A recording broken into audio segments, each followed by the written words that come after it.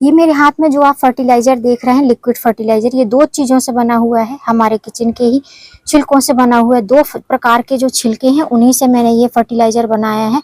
देखने में आपको नॉर्मल सा लग रहा होगा, लेकिन अगर आप इस फर्टिलाइजर का यूज करेंगे तो आपके पौधे में अगर फास्फोरस की मात्रा कम है या पोटेशियम नहीं है, पौधे में फूल नहीं आ रहे हैं, कलियां नहीं बन रही हैं, तो एक जो छिलका है वो इस कमी को दूर करेगा। और दूसरे जो छिलके हैं, अगर आपके पौधे में चींटे हो रहे हैं, कीड़े मकोड़े हो रहे हैं, गर्मी में ठंडक बहुत ज्यादा पसंद करते हैं, जहां ठंडक देखते हैं चींटी वगैरह वहीं पर आ जाती हैं, तो आप इस फर्टिलाइजर को डालेंगे जड़ों में तो आपके पौधे में चींटियां वगैरह नहीं रहेंगी।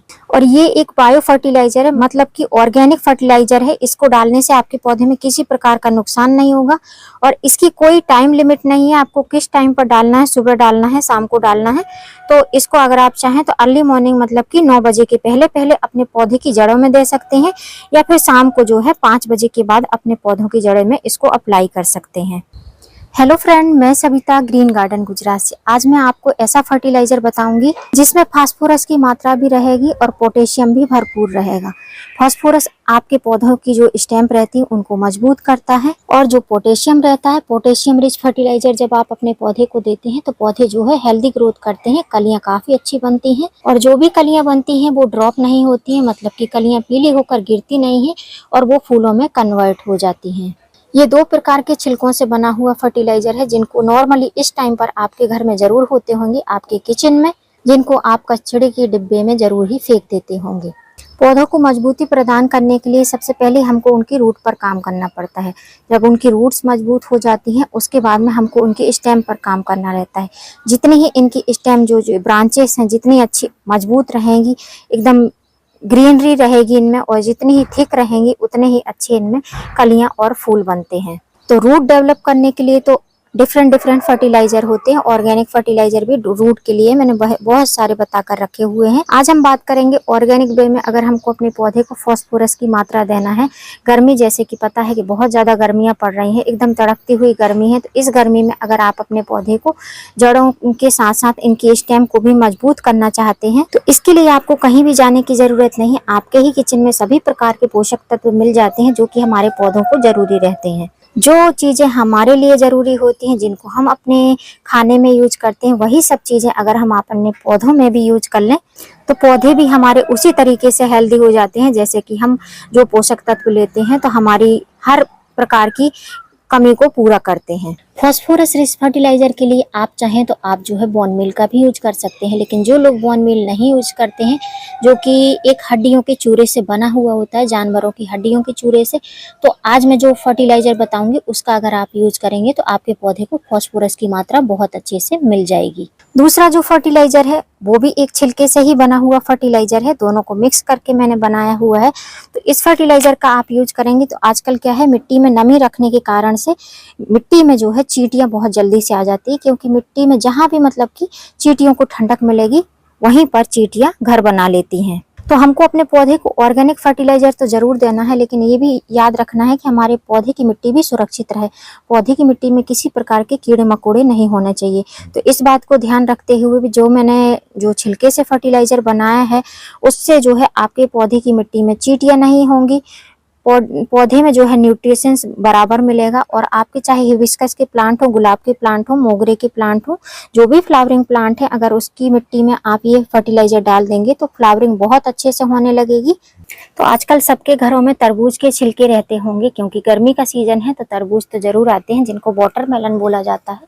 तो ये हरे कलर के जो वाटरमेलन रहते हैं इनके छिलके हमको ले लेना है, जो कि नॉर्मली बहुत ही अच्छे होते हैं। इनमें फास्फोरस और पोटेशियम की मात्रा भरपूर होती है, जिससे हमारे पौधों में फ्लावरिंग के साथ साथ में उसकी स्टेम भी काफी मजबूत हो जाती हैं।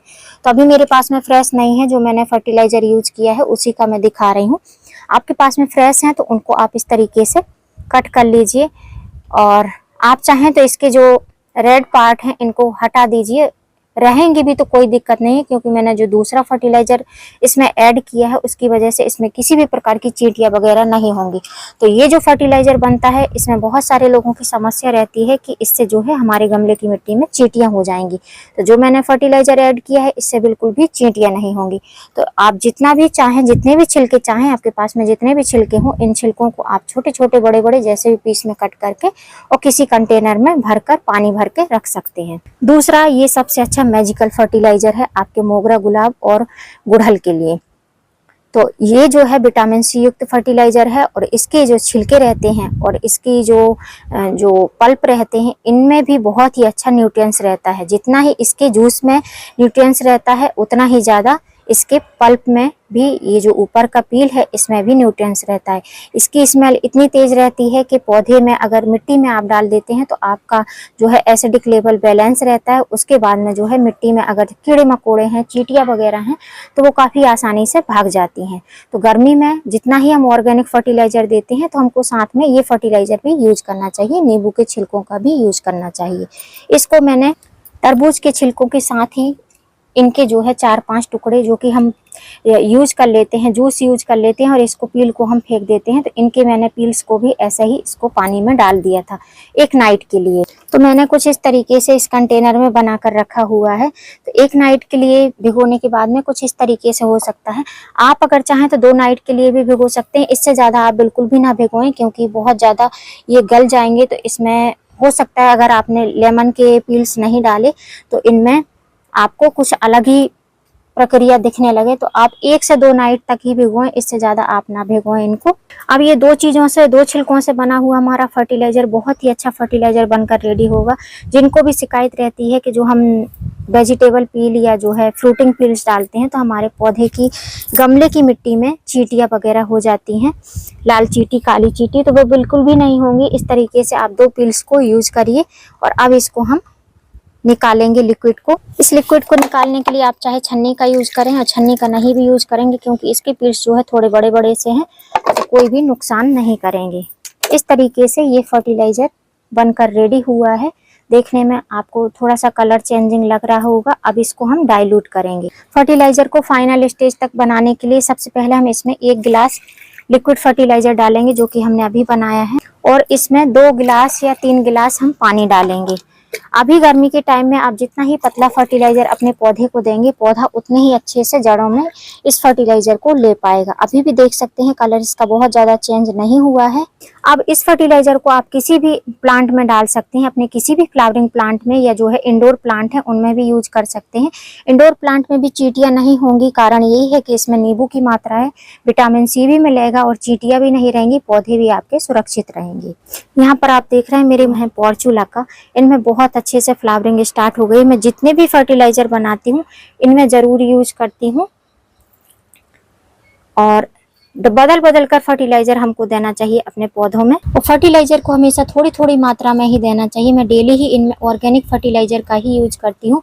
शाम के टाइम में वाटरिंग करती हूँ, सुबह के टाइम में जो अर्ली मॉर्निंग है 8 बजे के पहले पहले मैं इनमें ऑर्गेनिक फर्टिलाइजर का ही यूज करती हूँ। पत्तियाँ काफ़ी अच्छी सी ग्रीन है, एक भी पत्ती आपको पीली नहीं दिखेगी। कलियाँ आप देख रहे हैं देसी वाले पॉर्चुला का है ये। और यदि आपका भी ओपन टेरेस है, आपने भी जो है सेव करके रखे हुए हैं गुलदाउदी क्राइसैंथेमम को, तो इनमें जो है आप ऑर्गेनिक फर्टिलाइजर का यूज कीजिए। मेरे टेरेस पर जो है ओपन टेरेस है जिसपे धूप बहुत ज़्यादा रहती है, एकदम फुल धूप रहती है, जिसकी वजह से इनको सरवाइव करने में दिक्कत होती है। लेकिन मेरे पास में प्लांट बच जाते हैं क्योंकि मैं हमेशा गर्मी में ऑर्गेनिक फर्टिलाइजर का ही यूज करती हूँ। तो यदि आप भी चाहते हैं कि आपके पौधे में तपती गर्मी में भी जो है ग्रीनरी बनी रहे, पत्तियां एकदम हरी भरी रहें और पौधे आपके फूल और कलियों से भरे रहें, तो इस तरीके के आप ऑर्गेनिक फर्टिलाइजर का यूज कीजिए। पौधे एकदम सुरक्षित रहेंगे, जड़ें एकदम ठंडी बनी रहेंगी। अब बात आती है कि इस फर्टिलाइजर को कितनी बार आपको अपने पौधे में अप्लाई करना है। तो इस फर्टिलाइजर को मंथली आप 2 बार अपने पौधों में अप्लाई कर सकते हैं। तो यदि आपके पौधे में फूल नहीं आ रहे हैं, कलियां नहीं बन रही हैं, तो गर्मियों के कारण आपके गमले की मिट्टी में चींटियां हो रही हैं, कीड़े मकोड़े हो रहे हैं, तो आप मंथली एक बार तो जरूर ये नींबू के छिलकों का आप उपाय करके देखिए, आपके पौधे में बहुत ही अच्छे रिजल्ट मिलेंगे। और जो लोग बोलते हैं कि हमारी मिट्टी में कीड़े मकोड़े हो गए हैं, चींटियां हो गई हैं, ऑर्गेनिक जो फर्टिलाइजर रहते हैं एक बार में असर नहीं करते हैं, आपको बदल बदल कर यूज करना पड़ेगा, तभी आपके पौधे में इनका असर दिखाई देगा। उम्मीद करती हूँ फ्रेंड वीडियो हेल्पफुल रहा होगा। वीडियो अगर अच्छा लगा हो तो वीडियो को लाइक करना, सब्सक्राइब करना बेल आइकन के साथ में। फिर मिलूंगी किसी नई वीडियो में नए टॉपिक के साथ, तब तक के लिए हैप्पी गार्डनिंग।